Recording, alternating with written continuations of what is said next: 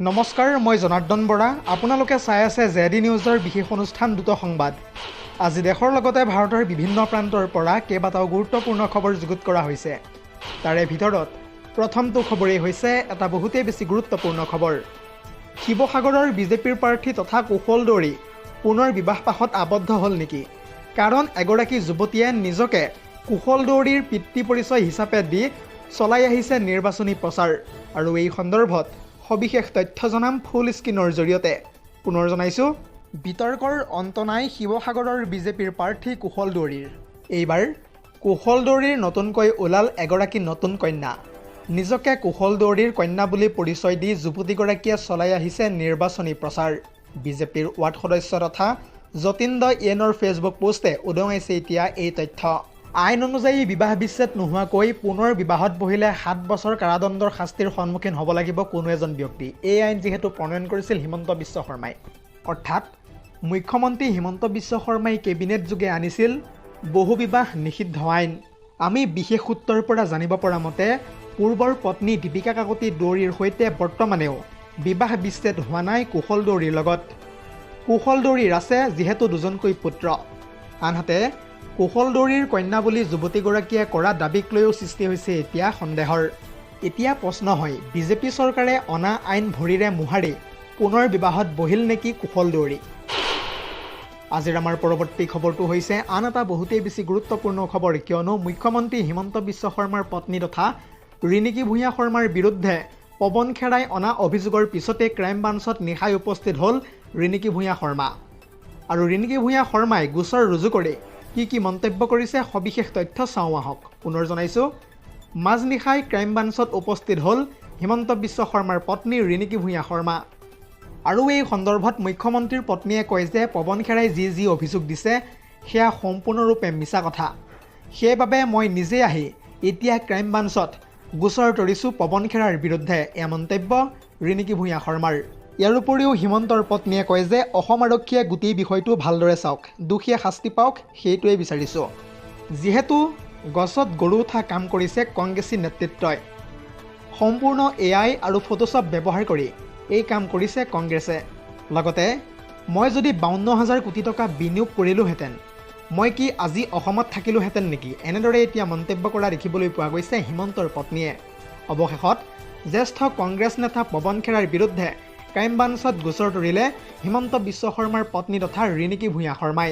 মহাধিবক্তা Debajit lawn শইকীয়াক লগত লৈ ক্ৰাইম ব্ৰাঞ্চত পৱন খেৰাৰ বিৰুদ্ধে গোচৰ তৰিলে ৰিণিকী ভূঞা শৰ্মাই। আজিৰ আমাৰ পৰৱৰ্তী খবৰটো হৈছে আন এটা বহুতেই বেছি গুৰুত্বপূৰ্ণ খবৰ, কিয়নো ব্ৰহ্মপুত্ৰৰ বুকুত সংঘটিত হৈছে এক ভয়ংকৰ নাও দুৰ্ঘটনা। সন্ধানহীন হৈ আছে বৰ্তমানেও কেইবাজনো যাত্ৰী। আৰু সেই লোকসকলক বিচাৰি স্থানীয় লোকৰ লগতে পৰিয়ালৰ মাজত লাগিছে হাহাকাৰ। আৰু এই সন্দৰ্ভত সবিশেষ জনাম ফুল স্ক্ৰীনৰ জৰিয়তে। পুনৰ জনাইছোঁ, ব্ৰহ্মপুত্ৰৰ বুকুত পুনৰ সংঘটিত হৈছে এক ভয়ংকৰ নাও দুৰ্ঘটনা। টুলুঙা নাৱেৰে গৈ থাকোঁতেই ব্ৰহ্মপুত্ৰত পৰি যায় 3জনকৈ যাত্ৰী। ব্ৰহ্মপুত্ৰৰ বুকুত এতিয়াও সন্ধানহীন হৈ আছে এই 3জনকৈ যাত্ৰী। আৰু কথামপি প্ৰাণ ৰক্ষা পৰিল নাওখনত থকা 17জনকৈ যাত্ৰীৰ। সন্ধানহীন হৈ আছে বৰ্তমানেও মুছাব্বিৰ আহমেদ, ৱাছেদ আলী, আইনুল হক।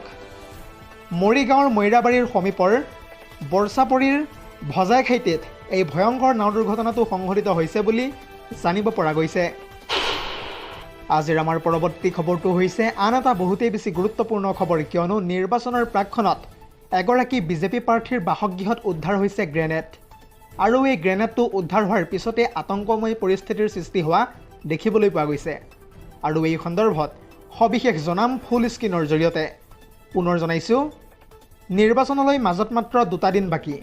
নিৰ্বাচনৰ প্ৰাকক্ষণত এগৰাকী বিজেপি প্ৰাৰ্থীৰ বাসগৃহত উদ্ধাৰ হৈছে এটা গ্ৰেনেড। বিজেপিৰ প্ৰাৰ্থী তথা বিশ্বজিৎ ফুকনৰ বাসগৃহত সংঘটিত হৈছে এক ভয়ংকৰ ঘটনা। সৰুপথাৰ সমষ্টিৰ বিজেপিৰ প্ৰাৰ্থীগৰাকীৰ বাসগৃহত উদ্ধাৰ হৈছে এইবাৰ গ্ৰেনেড। জানিব পৰা মতে বিহুৰ বাবে ৰভা দি থকা কৰ্মচাৰীয়ে প্ৰথমতে প্ৰত্যক্ষ কৰিছিল এই গ্ৰেনেডটো। আৰু এই বোমাটো উদ্ধাৰ হোৱাৰ পিছতে অঞ্চলজুৰি সৃষ্টি হৈছে ব্যাপক চাঞ্চল্যৰ। আজিৰ আমাৰ পৰৱৰ্তী খবৰটো হৈছে আন এটা বহুতেই বেছি গুৰুত্বপূৰ্ণ খবৰ, কিয়নো নিৰ্বাচনৰ প্ৰাক মুহূৰ্তত এবাৰ গৌৰৱ গগৈৰ বিৰুদ্ধে এক ভয়ংকৰ তথ্য পোহৰলৈ আনিছে মুখ্যমন্ত্ৰী হিমন্ত বিশ্ব শৰ্মাই। মুখ্যমন্ত্ৰীগৰাকীয়ে কি কৈছে এই সন্দৰ্ভত সবিশেষ জনাম ফুল স্ক্ৰীনৰ জৰিয়তে। পুনৰ জনাইছোঁ, গৌৰৱ গগৈ নামত আমেৰিকাত প্ৰায় 1 লাখ কোটি টকাৰ বিনিয়োগ কৰিছে গৌৰৱ গগৈয়ে। গৌৰৱ এলিজাবেথ 786ৰ নামত আছে এটা বিশেষ একাউণ্ট। ভুৱা একাউণ্টৰ ৰহস্য অৱশেষত ফাদিল কৰিলে মুখ্যমন্ত্ৰী হিমন্ত বিশ্ব শৰ্মাই। এতিয়া প্ৰশ্ন হয়, কেনেকৈ খোলা হৈছে এই একাউণ্ট? USD 199 বা 20,000 দি আমেৰিকাত যিকোনো ব্যক্তিৰ নামত খুলিব পাৰি এই একাউণ্ট। পৱন খেৰাই যেনেদৰে ৰিণিকী ভূঞা শৰ্মাৰ বিৰুদ্ধে ভুৱা তথ্য ৰাজহুৱা কৰিছিল, ঠিক তেনেদৰে মুখ্যমন্ত্ৰী হিমন্ত বিশ্ব শৰ্মাই APCCৰ সভাপতি গৌৰৱ গগৈৰ সন্দৰ্ভতো ভুৱা তথ্য এনেদৰে ৰাজহুৱা কৰা দেখিবলৈ পোৱা গৈছে। এক কথা ক'বলৈ গ'লে কংগ্ৰেছৰ ডিজিটেল ষড়যন্ত্ৰৰ বিৰুদ্ধে এনেদৰে এতিয়া মুখ খুলিছে মুখ্যমন্ত্ৰী হিমন্ত বিশ্ব শৰ্মাই। News desk report, ZD news.